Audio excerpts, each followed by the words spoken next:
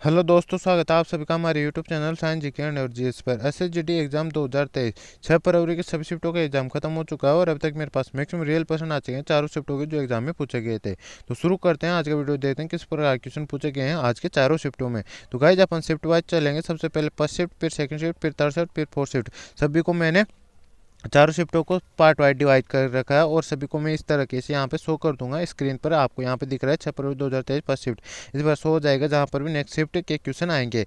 तो आप मतलब हर शिफ्ट के अलग अलग डिवाइड क्वेश्चन देख सकते हो। आपको कोई भी मतलब कन्फ्यूजन नहीं होगा कि ये फर्स्ट शिफ्ट के, सेकंड शिफ्ट के, थर्ड शिफ्ट के। तो मैं सभी को पार्ट वाइज अच्छी तरह मतलब पीडीएफ बना रखा है जिससे आपको कोई भी दिक्कत नहीं हो समझने में। तो शुरू करते हैं आज के सबसे पहले फर्स्ट शिफ्ट से और फर्स्ट शिफ्ट के क्वेश्चन देख लेते हैं सबसे पहले। तो आज के 6 फरवरी के फर्स्ट शिफ्ट में पूछा गया फर्स्ट क्वेश्चन था, मानव विकास सूचकांक 2021 में भारत का स्थान कौन सा रहा था। तो इसका राइट आंसर है 2021 में भारत का स्थान 132वां रहा था और यह 191 देशों में से इस रिपोर्ट को जारी किए गए थे। और 2020-21 की बात करें मतलब 2020 की, तो इसमें 131वें स्थान पर रहा था भारत। और इसको यूएनडीपी जारी करता है, संयुक्त राष्ट्र विकास कार्यक्रम द्वारा यह जारी की जाती है। ये फैक्ट भी आपको ध्यान रखना है। इसमें नेक्स्ट क्वेश्चन पूछा गया था, पुष्कर मेला साल में कितनी बार लगता है। तो पुष्कर मेला साल में एक बार लगता है और यह हर साल पुष्कर मेला कार्तिक पूर्णिमा के दौरान आयोजित किया जाता है जो अजमेर राजस्थान के अंतर्गत है। और इस बार यह मेला यानी 1 नवंबर से शुरू हुआ था और 9 नवंबर तक चला था। और गाइस जयपुर का प्रसिद्ध मेला की बात करें तो गणगौर का मेला है। ये फैक्ट भी आपको ध्यान रखना है जो राजस्थान का है। इसको नेक्स्ट क्वेश्चन है, पाटलिपुत्र से पहले मगध की राजधानी कौन सी थी। तो इसका राइट आंसर हो जाएगा गिरिवज्र थी, जिसे राजगृह के नाम से भी जाना जाता है। इस बार नेक्स्ट क्वेश्चन पूछा गया था, गोवा के वर्तमान मुख्यमंत्री कौन है। तो इसका राइट आंसर हो जाएगा प्रमोद सावंत है, जो भारतीय जनता पार्टी के हैं। ये फैक्ट आपको ध्यान रखना है, कौन सी पार्टी के, भारतीय जनता पार्टी के। इस बार देख लेते कर्नाटक के बात करें तो इसके कौन है, बसवराज बोम्मई है, जो ये भी भारतीय जनता पार्टी के ही हैं। और ये कौन है, बसवराज बोम्मई कर्नाटक के मुख्यमंत्री वर्तमान में। इस बार नेक्स्ट है केरल। केरल के मुख्यमंत्री बात करें पिनाराई विजयन वर्तमान में, और ये मार्क्सवादी कम्युनिस्ट पार्टी से। और गुजरात की बात करें, गुजरात के वर्तमान मुख्यमंत्री भूपेंद्र भाई पटेल और ये भारतीय जनता पार्टी से हैं। ये सभी आपको तीनों चारों ध्यान रखने हैं, ये कौन सी पार्टी से और कौन है वर्तमान में इनके मुख्यमंत्री। इसमें नेक्स्ट क्वेश्चन है, इनमें से कौन सा तमिलनाडु का लोक नृत्य है, नहीं लोक नृत्य है। तो गाइस इसमें लावणी, कथकली और कुम्मी दे रखा था, तो कुम्मी इसका तमिलनाडु का लोक नृत्य हो जाएगा। लावणी तो गाइस या नावड़ी महाराष्ट्र का है और कथकली केरल का है। तो इसमें कुम्मी अपना राइट आंसर हो जाएगा। कुम्मी तमिलनाडु का लोक नृत्य है। और तमिलनाडु की और लोक नृत्य की बात करें तो यह है कुरुवनजी, करगट्टम, कुम्मी, कोलट्टम, कावड़ियट्टम, नोटिनाटकम, पावाई कुत्तू और काई सिलमट्टम, मरियमट्टम, मरियल अट्टम, अयट्टम और देवरत्तम टमी और हॉर्स पिकॉक डांस आदि ये सभी मतलब तमिलनाडु के लोक नृत्य आप यहाँ पे स्क्रीन पर देख सकते हो। इसमें नेक्स्ट क्वेश्चन है, अस्पृश्यता का अंत किस अनुच्छेद में दिया गया है। तो इसका राइट आंसर अनुच्छेद 17 में अस्पृश्यता का अंत दिया गया है। और राज्य उपाधियों का अंत की बात करते हैं अनुच्छेद 18 में ये दे रखा है। ये फैक्ट पे आपको ध्यान रखना है। इस पर नेक्स्ट क्वेश्चन पूछा गया था, छावेर बहनों का संबंध किस नृत्य से है। तो छावेर बहनों का संबंध मणिपुरी नृत्य से है। और छावेर बहनों की बात करें तो ये 4 बहनें थी, दर्शन, नयना, सोना और रंजना। ये सभी छावेरी बहनें थी, आपको ये ध्यान रखना है। और इसके ये प्रमुख नृत्यांगनाओं की बात करें तो गुरु विपिन सिंह जो इनके मतलब जनक माने जाते हैं, और नल किशोर सिंह, छवेरी बहनी, ये चारों गई, दर्शन, नैना, सोना और रंजना। और ये चारों छवेर बहनें थी। और सविता मेहता, कलावती देवी, चारू माथुर, सोनारिक सिंह और गोपाल सिंह ये सभी मतलब मणिपुरी नृत्य के नर्तक हैं। ये भी आपको ध्यान रखना है। इसमें नेक्स्ट क्वेश्चन है, मनिका बत्रा का संबंध किस नृत्य से है। तो इसका राइट आंसर है भारतीय टेबल टेनिस खिलाड़ी ही है, तो टेबल टेनिस का राइट आंसर हो जाएगा। और मनिका बत्रा की बात करें तो ये राष्ट्रमंडल खेलों में व्यक्तिगत स्वर्ण पदक जीतने वाली पहली भारतीय महिला टेबल टेनिस खिलाड़ी। ये फैक्ट भी आपको ध्यान रखना है। इसमें नेक्स्ट क्वेश्चन पूछा गया था, भारतीय संविधान के अनुसार किसी भी राज्य का राज्यपाल बनने के लिए न्यूनतम आयु सीमा कितनी है। तो इसका राइट आंसर है 35 वर्ष है। तो गाइस अपना 35 वर्ष अपना राइट आंसर हो जाएगा। और अनुच्छेद 157 राज्यपाल पद की योग्यताओं के बारे में दे रखा है, तो अनुच्छेद 157 यह आपको ध्यान रखना है। इसमें नेक्स्ट क्वेश्चन है, वायु की आर्द्रता मापने के लिए किस उपकरण का उपयोग किया जाता है। हाइग्रोमीटर का उपयोग किया जाता है। हाइग्रोमीटर अपना राइट आंसर हो जाएगा। इसमें नेक्स्ट क्वेश्चन पूछा गया था, जून 2022 में इंटेलिजेंस ब्यूरो आईबी के नए महानिदेशक किसे बनाया गया है। तो तपन कुमार डेका को बनाया गया है। तो तपन कुमार डेका अपना राइट आंसर हो जाएगा। और उन्हें 2 साल के लिए इस पद की तैनाती दी गई है, यानी तपन कुमार डेका को खुफिया इंटेलिजेंस ब्यूरो के 1 जुलाई 2022 से लेकर 1 जुलाई 2024 तक यह इस पद पर रहेंगे। ये फैक्ट भी आपको ध्यान रखना है। इसमें नेक्स्ट क्वेश्चन पूछा गया था निम्न में से कौन सा है मीठे पानी की झील नहीं है। तो गाइस ऑप्शन दे रहे बुल्लर झील, सामर झील और डल झील। तो सामर झील अपना राइट आंसर हो जाएगा इसमें। जो सामर झील भारत की सबसे बड़ी खारे पानी की झील है और जयपुर राजस्थान के अंतर्गत यह स्थित है। यह फैक्ट भी आपको ध्यान रखना है। इसमें नेक्स्ट क्वेश्चन पूछा गया था पांचवी पंचवर्षीय योजना का मुख्य उद्देश्य क्या था।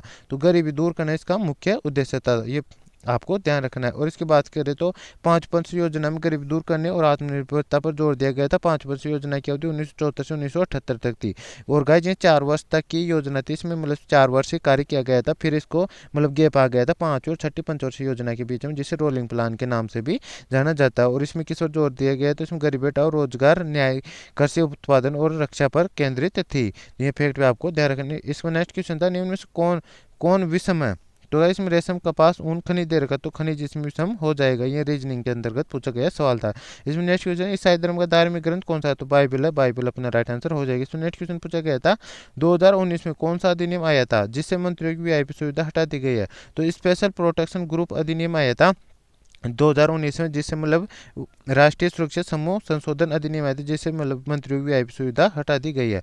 इसमें नेक्स्ट क्वेश्चन आया था 2018 के एशियाई खेलों के उद्घाटन समारोह ध्वजवाहक कौन थे। तो इसका राइट आंसर हो जाए नीरज चोपड़ा थे। 2018 के एशियाई खेलों में भारत की तरफ से ध्वजवाहक। और समापन समारोह की बात करें तो रानी रामपाल थी। यह भी आपको ध्यान रखना। और यह कहाँ पर आयोजित है, इंडोनेशिया ने इसकी मेजबानी की थी, जो जकार्ता और पालेमबर्ग में 2018 एशियाई खेलों की मेजबानी उद्घाटन समारोह के दौरान इन्होंने की थी। यह फैक्ट भी आपको ध्यान रखना। इसमें नेक्स्ट क्वेश्चन था बंदर क्या जाने नींबू का स्वाद। यह दे रखा था गाइज, और इसमें मतलब ये अंडरलाइन दे रखा था, तो उसकी जगह मतलब क्या आएगा। बंदर क्या जाने, यहाँ पे नींबू की जगह मतलब अंडरलाइन दे रखा था, तो इसकी जगह क्या आएगा। तो गाइज इसमें अदरक आएगा बंदर की जगह, तो ये अपना राइट आंसर हो जाएगा अदरक आएगा। इसमें नेक्स्ट क्वेश्चन पूछा गया था अपना हाथ जगन्नाथ मुहावरे का अर्थ क्या है। तो गाइज इसका राइट आंसर है स्वयं का काम स्वयं करना अच्छा होता है। इसका राइट आंसर हो जाएगा, मुहावरा पूछा गया था। तो गाइज यहाँ पर अपने पास शिफ्ट के क्वेश्चन खत्म हो चुके हैं। अब सेकंड शिफ्ट के क्वेश्चन देख लेते हैं। सेकंड शिफ्ट में किस प्रकार क्वेश्चन पूछे गए हैं। तो सेकंड शिफ्ट का फर्स्ट प्रश्न पूछा गया था जीएनपी की फुल फॉर्म क्या होती है। तो जीएनपी की फुल फॉर्म रहती है ग्रोस नेशनल प्रोडक्ट। यहाँ अपना राइट आंसर हो जाएगा। और जीएनपी को हिंदी में सकल राष्ट्रीय उत्पाद कहते हैं, यह भी आपको ध्यान रखना है। और गाइस जीडीपी की पूछे तो ग्रोस डोमेस्टिक प्रोडक्ट होता है जीडीपी की फुल फॉर्म, यह भी आपको ध्यान रखना है। इसमें नेक्स्ट क्वेश्चन है असहयोग आंदोलन की शुरुआत कब हुई थी। तो गाइस असहयोग आंदोलन की शुरुआत हुई थी इसकी शुरुआत राष्ट्रपिता महात्मा गांधी ने 1 अगस्त 1920 को असहयोग आंदोलन की शुरुआत की थी। और किस में की थी, कोलकाता अधिवेशन में की थी। और इसको समाप्ति की बात करें चौर घटनाएं करना असहयोग आंदोलन समाप्त 12 फरवरी 1922 को हुआ था। ये फैक्ट भी आपको ध्यान रखना है। इसमें नेक्स्ट क्वेश्चन है वर्तमान में सीआईआई के अध्यक्ष कौन है। तो संजीव बजाज जो वर्तमान सीआईआई के अध्यक्ष है। और इसकी बात करें तो ये कौन है, तो 12 मई 2022 को बजाज फिनवर्स लिमिटेड के चेयरमैन एवं प्रबंध निदेशक संजीव बजाज ने वित्त वर्ष 2022-23 के लिए भारतीय उद्योग परिसंघ सीआईआई के अध्यक्ष के रूप में पदभार संभाला है। तो गाइस जिसका राइट आंसर हो जाएगा संजीव बजाज। इसमें नेक्स्ट क्वेश्चन है गयासुद्दीन बलबन का शासनकाल कब से कब तक रहा था। तो इसका शासनकाल 1265 से 1287 तक रहा था। इसका जन्म 1249 में हुआ था और मृत्यु 1287 में हुई थी। और इसने सिजदा और पेबोस प्रथा नामक प्रथा की शुरुआत की थी। और यह लोहा कट्टर लोहर और रक्त की नीति भी इसने अपनाई थी। और यह गुलाम वंश का एक शासक था। यह फैक्ट भी आपको ध्यान रखना है। इसमें नेक्स्ट क्वेश्चन भारत जोड़ो यात्रा की शुरुआत किसने की थी। क्या यहाँ पे जोड़ो है, किसने की थी। तो कई भारत जोड़ो यात्रा की शुरुआत भारतीय राष्ट्रीय कांग्रेस पूर्व अध्यक्ष एवं सांसद राहुल गांधी और तमिलनाडु के मुख्यमंत्री मुथुवेल करुणानिधि स्टालिन द्वारा 7 सितंबर 2022 को कन्याकुमारी में इसे लॉन्च किया गया था। मतलब मुख्यमंत्री मुथुवेल करुणानिधि और राहुल गांधी जी ने इसकी शुरुआत की थी। तो इसका राइट आंसर ये दो जाएगा राहुल गांधी और मुख्यमंत्री मुथुवेल करुणानिधि। और इसके बाद बात करें तो गाइस इसमें किस लिए शुरुआत की थी इसकी। तो इसे मूल्यवर्धित बेरोजगार राजनीतिक केंद्रीकरण और विशेष रूप से भय कट्टरता की राजनीति और नफरत के खिलाफ लड़ने के लिए इसकी शुरुआत की गई थी। इसमें नेक्स्ट क्वेश्चन है भारत में हरित क्रांति के समय कृषि मंत्री कौन थे। तो गाइस का राइट आंसर 1965 में इसकी शुरुआत हुई थी। और भारत के कृषि मंत्री उस समय सी सुब्रमण्यम थे। तो सी सुब्रमण्यम अपना राइट आंसर हो जाएगा। और वर्तमान की बात करें तो वर्तमान नरेंद्र सिंह तोमर भारत के कृषि और किसान कल्याण मंत्री हैं। तो ये अपना राइट आंसर हो जाएगा। ये फैक्ट आपको एक्स्ट्रा फैक्ट में ध्यान रखना है। इसमें नेक्स्ट क्वेश्चन पूछा गया था आईसीसी का चेयरमैन कौन है। तो ग्रेग बार्कले जो वर्तमान है आईसीसी के चेयरमैन है। और ये ऑकलैंड में कमर्शियल वकील है। इसमें नेक्स्ट क्वेश्चन पूछा गया था सतलज बांध किस नदी पर बना हुआ है। तो इसका राइट आंसर हो जाएगा यह भारत की एक प्रमुख नदी घाटी परियोजना है। यह बांध सतलज नदी पर ही बना है। और यह बांध दो बांधों से मिलकर बना भाखड़ा और नांगल बांध दो बांधों से मिलकर बना है। यह फैक्ट पे आपको ध्यान रखना है। इसमें नेक्स्ट क्वेश्चन है नीति आयोग की फुल फॉर्म क्या होती है? नीति आयोग की फुल फॉर्म रहती है राष्ट्रीय भारत परिवर्तन संस्थान, इसको इंग्लिश में बात करें national institute for transforming India, इसकी फुल फॉर्म रहती है। और यह 1 जनवरी 2015 को भारत सरकार द्वारा एक कार्यकारी आदेश पारित किया गया, जिसके माध्यम से योजना आयोग को समाप्त कर दिया गया और उसकी जगह नीति आयोग की स्थापना कर दी गई। तो ये फैक्ट आपको ध्यान रखना है। नीति आयोग की स्थापना कब हुई थी? 1 जनवरी 2015 से, और नीति और योजना आयोग को इसको समाप्त कर दिया गया था। इसमें नेक्स्ट क्वेश्चन, मूल अधिकार किस देश के संविधान से लिए गए हैं? तो मूल अधिकार गाइज वहाँ से लिए गए हैं अमेरिका के संविधान से। तो संयुक्त राज्य अमेरिका अपना राइट आंसर हो जाएगा। और मूल करते हुए बात करें रूस के संविधान से लिए गए हैं। और नीति निर्देशक तत्वों की बात करते हुए ये मतलब कौन सा संविधान से लिए? आयरलैंड के संविधान से लिए गए हैं। यह सभी फैक्ट आपको ध्यान रखना है। इसमें नेक्स्ट क्वेश्चन है, खेलो इंडिया यूथ गेम्स में कितने साल तक के खिलाड़ियों को खेलने की अनुमति है? गाइस इसमें अंडर 17 से लेके अंडर 20 मतलब 17 से लेके 21 वर्ष तक की उम्र तक के खिलाड़ियों को इसमें खेलने की अनुमति है। तो इसमें अपना 17 से लेके 21 अपना राइट आंसर हो जाएगा। इसमें नेक्स्ट क्वेश्चन पूछा गया था, केलुचरण महापात्रा किस नृत्य से संबंधित? तो इसका राइट आंसर हो जाएगा ओडिशा। तो ओडिशा अपना राइट आंसर हो जाएगा। और ओडिशा के प्रसिद्ध नर्तक की बात करें तो सुजाता महापात्रा, केलुचरण महापात्रा, रतिकांत महापात्रा और गंगाधर प्रधान, ये सभी मतलब ओडिसी नृत्य के प्रसिद्ध नर्तक है। इसमें नेक्स्ट क्वेश्चन, केरल का कौन सा त्यौहार है जो राजा महाबली के आड़ में मनाया जाता है? ओणम त्यौहार जो राजा महाबली के आड़ में मनाया जाता है। और क्यों मनाया जाता है? ओणम वामन राजा और महाबली का स्मरण करता है। हिंदू किंवदंतियों के अनुसार ओणम केरल में एक पौराणिक राजा दैत्य राजा महाबली के शासन के तहत सुशासन की यादें मनाया जाता है, जिन्होंने कभी केरल पर शासन किया था। मतलब महादैत्य ये राजा थे जिनको महाबली के शासन के सुशासन की याद में इसको मनाया जाता है, मतलब उनको शासन किया था उनकी याद में ओणम त्यौहार को मनाया जाता है।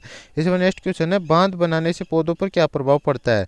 तो गाइस बांध बनाने से बांधों के आसपास के निवास स्थान, बाढ़ आने से पेड़ पौधे और अन्य जीवन नष्ट हो जाते हैं, जो अपघटित होकर वायुमंडल में बड़ी मात्रा में कार्बन का उत्सर्जन करते हैं। क्योंकि नदी बहाव अवरुद्ध रहता है, इसलिए पानी स्थिर हो जाता है और जलाशयों के निचले हिस्से तल में ऑक्सीजन की कमी हो जाती है, जिससे कार्बन का उत्पादन होता है। तो गाइस पेड़ पौधों पर मतलब उनके कार्बन बन जाते हैं, यह प्रभाव पड़ता है पौधों के ऊपर, उनका जीवन नष्ट हो जाता है और वो खत्म हो जाते हैं मतलब आसपास के, इस प्रकार प्रभाव पड़ता है बांध बनाने। जिसमें नेक्स्ट क्वेश्चन पूछा गया था, राज्यों की मंत्रिपरिषद में मंत्रियों की नियुक्ति किसकी सलाह पर की जाती है? तो गाइस राज्यों की मंत्रिपरिषद में मंत्रियों की नियुक्ति मुख्यमंत्री परामर्श से राज्यपाल द्वारा की जाती है। तो इसमें परामर्श किसका आएगा? तो मुख्यमंत्री के परामर्श से की जाती है। तो ये अपना राइट आंसर हो जाएगा मुख्यमंत्री। इसमें नेक्स्ट क्वेश्चन पूछा गया था, कटरा में एक गारमेंट पोर्टल की शुरुआत किसने की है? तो गाइस कटरा में केंद्रीय मंत्री डॉक्टर जितेंद्र सिंह ने जम्मू कश्मीर के कटरा में 25वें गारमेंट राष्ट्रीय सम्मेलन NSC की रजत जयंती का उद्घाटन किया है। तो इसमें राइट आंसर हो जाएगा जितेंद्र सिंह ने किया है, जो केंद्रीय मंत्री है वर्तमान में, और 25वें नंबर का किया है और जम्मू कश्मीर में किया है। ये सभी फैक्ट आपको ध्यान रखना है। इसमें नेक्स्ट क्वेश्चन पूछा गया था, खो खो खेल में भागने वाले खिलाड़ी को क्या कहा जाता है? तो खो खो खेल में 12-12 खिलाड़ी की 2 टीमें रहती है, ए और बी, जिसमें से मतलब 3 खिलाड़ी बैठते हैं और वो 3 खिलाड़ी, इसमें 9 खिलाड़ी खेलते हैं और 3 खिलाड़ी बैठते हैं। इनमें से बैठने वाले 9 खिलाड़ियों को चेजर और भागने वाले 3 खिलाड़ियों को रनर कहा जाता है। ये सभी फैक्ट आपको ध्यान रखा। तो भागने वाले को क्या कहा जाता है? रनर कहा जाता है, और बैठने वाले को चेजर कहा जाता है। तो ये दोनों आपको ध्यान रखा, बैठने वाले को चेजर और भागने वाले को रनर कहा जाता है। तो रनर अपना राइट आंसर हो जाएगा। तो गाइज यहाँ पे अपने सेकंड शिफ्ट के क्वेश्चन खत्म हो चुके हैं। अब थर्ड शिफ्ट के क्वेश्चन देख लें, थर्ड शिफ्ट में किसी प्रकार क्वेश्चन पूछे गए हैं। तो थर्ड शिफ्ट का फर्स्ट पर्सन है, खेलो इंडिया यूथ गेम 2020 का आयोजन कहाँ पर हुआ था और कौन सा राज्य प्रथम उपविजेता था? तो इसका राइट आंसर हो, खेलो इंडिया यूथ गेम 2020 का आयोजन गुवाहाटी में हुआ था। और इसके चैंपियन की बात करें तो चैंपियन ट्रॉफी इसमें महाराष्ट्र को सौंपी गई थी। और पहली उपविजेता ट्रॉफी की बात करें तो इसमें पहली उपविजेता ट्रॉफी हरियाणा को सौंपी गई थी और दूसरी उपविजेता ट्रॉफी से दिल्ली को सौंपी गई थी। तो गाइस इसमें उपविजेता के लिए पूछा तो हरियाणा अपना राइट आंसर हो जाता है, क्योंकि उपविजेता की ट्रॉफी इसमें हरियाणा को सौंपी गई थी। इसमें नेक्स्ट क्वेश्चन है, मैडम सर नामक पुस्तक के लेखक कौन है? तो गाइस मंजरी जरूहर है, और ये मैडम सर नामक इनकी आत्मकथा है। ये कौन है? तो भारत की पहली 5 महिला पुलिस अधिकारियों में से एक मंजरी जरूर जिनकी आत्मकथा है सर मैडम नामक पुस्तक है। तो इसका राइट आंसर हो जाएगा मंजरी जरूहर। इसमें नेक्स्ट क्वेश्चन पूछा गया था, 1905 का बंगाल विभाजन किस आधार पर किया गया? तो ये राजनीतिक आधार पर किया गया था। तो अपना राइट आंसर हो जाएगा राजनीतिक आधार। और किसने किया था? भारतीय तत्कालीन वायसराय लॉर्ड कर्जन द्वारा बंगाल का विभाजन किया गया था। इसमें नेक्स्ट क्वेश्चन था, प्राकृतिक गैस को जलाने पर कौन सी गैस उत्सर्जित होती है? तो इसका राइट आंसर हो जाएगा कार्बन डाइऑक्साइड, CO2 गैस उत्पन्न होती है। तो CO2 अपना राइट आंसर हो जाएगा। इसमें नेक्स्ट क्वेश्चन है, क्षेत्रफल की दृष्टि से सबसे छोटा केंद्र शासित प्रदेश कौन सा? तो लक्षद्वीप। तो लक्षद्वीप अपना राइट आंसर हो जाएगा। और सबसे बड़े की बात करें तो सबसे बड़ा क्षेत्रफल दृष्टि, भारत का सबसे बड़ा क्षेत्रफल दृष्टि कौन सा केंद्र शासित प्रदेश है? लद्दाख, जो भी वर्तमान में मतलब नई बना है। इसी पर नेक्स्ट फैक्ट है, क्षेत्रफल देश सबसे भारत का सबसे छोटा राज्य की बात करते हैं गोवा, और सबसे बड़े की बात करते हैं राजस्थान सबसे बड़ा राज्य है। ये भी आपको ध्यान रखना है। इसको नेक्स्ट क्वेश्चन पूछा गया था, अल नीनो जलधारा कहाँ पर बहती है? तो ये प्रशांत महासागर किनारे किनारे पश्चिम की ओर बहती है, जो अमेरिकी तट से ऑस्ट्रेलिया तट के फिलीपींस की ओर धकेलती हुए प्रशांत महासागर किनारे किनारे पश्चिम की ओर यह बहती जाती है। इस बार नेक्स्ट क्वेश्चन है, राजस्थान में गणगौर नृत्य किस देवी की पूजा, गणगौर नृत्य में किस देवी की पूजा की जाती है? तो पार्वती जी की पूजा की जाती है, जिसे गौरी के नाम से भी जाना जाता है। इसमें नेक्स्ट क्वेश्चन पूछा गया, तो वर्तमान में लक्षद्वीप के प्रशासक कौन है? तो इसका राइट आंसर श्री प्रफुल्ल पटेल है, तो प्रफुल्ल पटेल अपना राइट आंसर हो जाएगा। इसमें नेक्स्ट क्वेश्चन था, नालंदा विश्वविद्यालय की स्थापना किसने की थी? तो इसका राइट आंसर हो जाएगा कुमार गुप्त ने की थी, तो कुमार गुप्त अपना राइट आंसर हो जाएगा। इसमें नेक्स्ट क्वेश्चन है, विश्व की गाइज और एक्स्ट्रा फैक्ट की बात करें तो विश्व की सबसे प्रथम यूनिवर्सिटी थी, यूनिवर्सिटी की बात करें तो वो कौन सी थी? तक्षशिला थी, जो भारत में स्थित है, और यहाँ पर 700 ईसा पूर्व में इसके मतलब स्थापित हुए थे, जो 2700 वर्ष पूर्व में थी। और इसकी बात करते हैं, तक्षशिला विश्वविद्यालय में पूरे विश्व से लगभग 10,500 से अधिक विद्यार्थी पर अध्ययन यहाँ पर किया करते, तो यहाँ से फैक्ट भी आपको ध्यान रखना है। इसमें नेक्स्ट क्वेश्चन है, निम्न शीतकालीन ओलंपिक में उनके शहरों का मिलान कीजिए। ओलंपिक शहर और वहाँ का मतलब सन दे रखा था गाइस, तो वहाँ मतलब 2022 का कहाँ पर हुआ था इस प्रकार दे रखा था, उनको मिलान करना था, आपस में 4 दे रखे थे। तो 2022 का बीजिंग चीन में होता, 2010 का कनाडा के वैंकूवर में होता, 2014 का सोची रूस में होता, 2006 का ट्यूरिन इटली में होता। तो ये सभी आपको ध्यान रखना है। इसमें नेक्स्ट क्वेश्चन पूछा गया था, जो लोग जनता द्वारा चुनकर आते हैं और सरकार बनाते हैं उस प्रक्रिया क्या कहते हैं? तो उसे लोकतांत्रिक सरकार कहा जाता है, तो लोकतांत्रिक अपना राइट आंसर हो जाएगा। नेक्स्ट क्वेश्चन है, खाद्य श्रृंखला में कौन सा खाद्य पदार्थ सबसे ऊपर है? तो गाइस फूड पिरामिड की बात करें तो फूड पिरामिड में सबसे ऊपर की ओर त्रिभुज आकार फूड पिरामिड रहता है, उसमें सबसे ऊपर 5 स्टेप रहते हैं। तो सबसे ऊपर की बात करें तो सबसे ऊपर यानी सबसे पतला सिरा रहता है ऊपर की ओर, तो उसमें फैट और ऑयली चीजें और चीनी ये सभी आते हैं। और इसकी बात करें सेकंड पर आता है दूसरा स्तर, उसमें मांस मछली पोल्ट्री अंडे बीन्स और मेवे आते हैं। और तीसरे की बात स्तर में आता है दूध और दूध से बने उत्पाद आते हैं। चौथे स्तर की बात करें फल और सब्जी आती है। पांचवें स्तर की बात करें यानी सबसे बड़ा रहता है नीचे वाला हिस्सा, उसमें साबुत अनाज आता है। तो ये सभी फैक्ट आपको ध्यान रखना है, कौन से हिस्से में कौन सा आता है। तो इसमें अपना सबसे ऊपर वाले में पूछा था मतलब टॉपर कौन आता है, तो उसमें अपना चीनी वगैरह ये आ जाती है, मतलब फैट ऑयली और चीनी ये सभी आ जाते हैं। तो इसका राइट आंसर हो जाएगा फैट ऑयली और चीनी। इसमें नेक्स्ट क्वेश्चन पूछा गया था, लोक लेखा समिति किससे संबंधित है? तो लोक लेखा समिति भारत सरकार खर्चों की लेखा परीक्षा करने वाली समिति है। इसका गठन भारत सरकार अधिनियम 1919 के अंतर्गत पहली बार 1921 में, तो वर्तमान इसमें 22 सदस्य जिसमें 15 लोकसभा से व 7 राज्यसभा से चुनकर आते हैं। यह सभी फैक्ट आपको ध्यान रखना है। तो गाइस यहाँ पे अपने थर्ड शिफ्ट के क्वेश्चन खत्म हो चुके हैं। फोर्थ शिफ्ट के क्वेश्चन देख लेते हैं, फोर्थ शिफ्ट में किस प्रकार क्वेश्चन पूछे गए थे। तो फोर्थ शिफ्ट का फर्स्ट प्रश्न है, प्लाज्मा मेम्ब्रेन में कौन सा पदार्थ होता है? तो इसका राइट आंसर प्रोटीन होता है, तो प्रोटीन अपना राइट आंसर हो जाएगा। इसमें नेक्स्ट क्वेश्चन पूछा गया था, 2004 में संगीत नाटक अकादमी पुरस्कार किसे दिया गया था? तो ये कलामंडलम वासु पिसारोडी को दिया गया था, तो ये अपना राइट आंसर हो जाएगा। इसमें नेक्स्ट क्वेश्चन पूछा गया है, सत्रिया नृत्य किस धर्म से संबंधित है? तो ये हिंदू धर्म से संबंधित है, हिंदू धर्म अपना राइट आंसर हो जाएगा। और इसके बाद बात करें भारत का सबसे पुराना शास्त्रीय नृत्य कौन सा है? तो ये भरतनाट्यम है, और ये तमिलनाडु का एक शास्त्रीय नृत्य है, तो ये भी आपको ध्यान रखना है। इसमें नेक्स्ट क्वेश्चन है, मीराबाई चानू किस खेल से संबंधित है? तो ये वेट लिफ्टिंग यानी भारोत्तोलन से संबंधित है, और ये मणिपुर राज्य की एक महिला खिलाड़ी है। इसमें नेक्स्ट क्वेश्चन है, करगा त्योहार कौन से राज्य में मनाया जाता है? तो ये कर्नाटक में मनाया जाता है, तो कर्नाटक अपना राइट आंसर हो जाएगा। इसमें नेक्स्ट क्वेश्चन है, करगा और गाय एक्स्ट्रा पेट की बात है, करगा भारतीय राज्य कर्नाटक के सबसे पुराने और व्यापक रूप से मनाए जाने वाले त्योहारों में से एक है। करगा थिगला समुदाय का त्योहार है, जो हिंदू चंद्र कैलेंडर के पहले महीने में मनाया जाता है। करगा कर्नाटक राज्य का लोक नृत्य जो देव द्रौपदी को समर्पित है, मतलब द्रौपदी की याद में यह करगा त्योहार मनाया जाता है, तो यह भी आपको ध्यान रखना है। इसमें नेक्स्ट क्वेश्चन पूछा गया था, विश्व का सबसे बड़ा लोकतांत्रिक देश कौन सा है? तो इसका राइट आंसर भारत है, जो विश्व का सबसे बड़ा लोकतांत्रिक देश है। और विश्व में सबसे बड़ा डाक क्षेत्र की बात करें तो यह भी भारत में स्थित है, तो भारत इसका भी राइट आंसर है। ये फैक्ट भी आपको ध्यान रखना है। इसमें नेक्स्ट क्वेश्चन पूछा 2011 जनगणना के अनुसार उत्तर प्रदेश के बाद दूसरी सबसे ज्यादा जनसंख्या किस राज्य की है? तो महाराष्ट्र की है, तो महाराष्ट्र अपना राइट आंसर हो जाएगा। इसमें नेक्स्ट क्वेश्चन पूछा गया था, निम्न में से कौन सी भारत की प्रमुख खाद्य फसल है? तो गैस चावल है, तो चावल अपना राइट आंसर हो जाएगा। और भारत की खाद्य फसलों की बात करें तो चावल और गेहूं आती है भारत की प्रमुख खाद्य फसलों में, जिसमें चावल का भारत में प्रमुख खाद्यान्न है, तो मतलब चावल फर्स्ट स्थान पर आता है खाद्य फसलों में। इस बार नेक्स्ट क्वेश्चन पूछा गया था, राष्ट्र बनने के लिए न्यूनतम आयु सीमा कितनी है? तो 35 वर्ष है, तो 35 वर्ष अपना राइट आंसर हो जाएगा। गाइस फर्स्ट शिफ्ट में पूछा गया था राज्यपाल की आज मतलब फोर्थ शिफ्ट में पूछा गया है 35 मतलब उसकी राष्ट्रपति की। तो गाइस और मैं आपको और बताते हूँ, लोकसभा सदस्य बनने के लिए 25 वर्ष चाहिए होती है, और राज्यसभा सदस्य बनने के लिए 30 वर्ष की चाहिए होती है, और राष्ट्रपति के लिए 35 वर्ष, उपराष्ट्रपति के लिए 35 होती है और राज्यपाल के लिए भी 35 वर्ष होती है। ये सभी आपको ध्यान रखना है। इसमें नेक्स्ट क्वेश्चन पूछा गया था संगमरमर का राष्ट्रीय सूत्र क्या होता है। तो संगमरमर का रासायनिक सूत्र होता है, सॉरी गाइज गलती से राष्ट्रीय निकल गया। संगमरमर का रासायनिक सूत्र होता है CaCO3। तो गाइज जिसका रासायनिक नाम हो जाएगा रासायनिक नाम की बात करें इसके तो कैल्शियम कार्बोनेट इसका रासायनिक नाम होता है और इसका रासायनिक सूत्र रहता है CaCO3। तो इसका राइट आंसर हो जाएगा CaCO3। इसमें नेक्स्ट क्वेश्चन पूछा गया था महाराष्ट्र के अंधेरी ईस्ट उपचुनाव 2022 की विजेता कौन है। तो गाइस इसका राइट आंसर ऋतुजा लटके जो महाराष्ट्र के अंधेरी ईस्ट उपचुनाव की विजेता है। तो ऋतुजा लटके इसका राइट आंसर हो जाएगा। इसमें नेक्स्ट क्वेश्चन पूछा गया था महाराष्ट्र विधानसभा में सबसे कम उम्र के अध्यक्ष कौन बने हैं। तो इसका राइट आंसर है राहुल नार्वेकर है जो महाराष्ट्र विधानसभा में सबसे कम उम्र के अध्यक्ष बने हैं।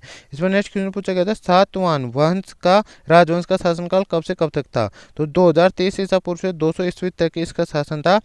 तो इसका राइट आंसर 2030 से ईसा पूर्व से 2000 ईस्वी तक हो जाएगा। और इसकी बात करें सातवां वंश प्राचीन भारत राजवंश से सातवां राजवंश 450 वर्षों तक शासन किया था। सातवां वंश की स्थापना 230 से 260 ईसा पूर्व के बीच राजा सिमुक ने की थी। तो यह भी आपको ध्यान रखना किसने की थी, इसकी स्थापना राजा सिमुक ने की थी। उसके प्रमुख राजाओं की बात करें तो सिमुक, सातकर्णी प्रथम, गौतमी पुत्र, सातकर्णी, वशिष्ठ पुत्र पुलमामी और यज्ञश्री सातकर्णी प्रमुख राजा थे। यह भी आपको ध्यान रखना है। इसमें नेक्स्ट क्वेश्चन पूछा गया था असहयोग आंदोलन किस अधिवेशन में शुरू हुआ था। तो ये कोलकाता अधिवेशन में हुआ था और 1 अगस्त 1920 को उसकी शुरुआत हुई थी महात्मा गांधी जी द्वारा।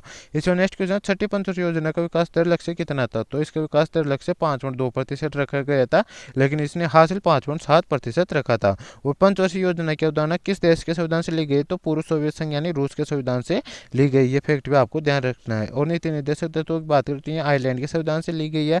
मूल कर्तव्य की बात करते हैं यह भी रूस के संविधान से ली गई है। और मूल अधिकारों की बात करती है अमेरिका के संविधान से ली गई। ये फैक्ट भी आपको ध्यान रखना है। इसमें नेक्स्ट क्वेश्चन है किस मिट्टी या जलवायु में रबर की खेती नहीं हो सकती। रबर की खेती करने के लिए गाइस लेटराइट युक्त लाल दोमट मिट्टी की उपयुक्त होती है। मिट्टी का पीएच 4.5 से 6 के बीच होना चाहिए और इसमें 200 सेमी से अधिक भारी वर्षा के साथ नम और आर्द्र जलवायु की आवश्यकता होती है। और भाई इस रबर उत्पादन बात करें तो सबसे अधिक थाईलैंड में, फिर इंडोनेशिया, फिर मलेशिया में और फिर भारत में। भारत का स्थान रबर उत्पादन में 4th नंबर पर आता है और इसके बाद चीन और तथा श्रीलंका इसके प्रमुख उत्पादक देश है। तो गाइज इस फैक्ट आपको ध्यान रखने हैं। तो गाइज ये था आज के 4 सब्जेक्टों का full paper analysis. I hope आपको वीडियो पसंद आएगा। वीडियो पसंद आए तो वीडियो को लाइक करें, चैनल पर आए चैनल को सब्सक्राइब करें, बेल आइकन ऑन कर ले ताकि जैसे कल एग्जाम और उसका मैं एनालिसिस लिख रहा हूँ तो उसका नोटिफिकेशन आप तक पहुंच जाए और आप सबसे पहले एनालिसिस देख सके। और यदि आपको इसका PDF चाहिए तो डिस्क्रिप्शन में टेलीग्राम चैनल का लिंक दे रखा है, उसको आप ज्वाइन कर लीजिएगा। उस पर आपको इसका PDF मिल जाएगा। और गाइज यहाँ पर कोई भी शुल्क नहीं लिया जाता PDF का, तो आपको फ्री मिल जाएगा, उसको ज्वाइन कर लेना टेलीग्राम पर, तो उसका आपको PDF मिल जाएगा। तो गाइस मिलते हैं नेक्स्ट वीडियो में, तब तक के लिए जय हिंद जय भारत।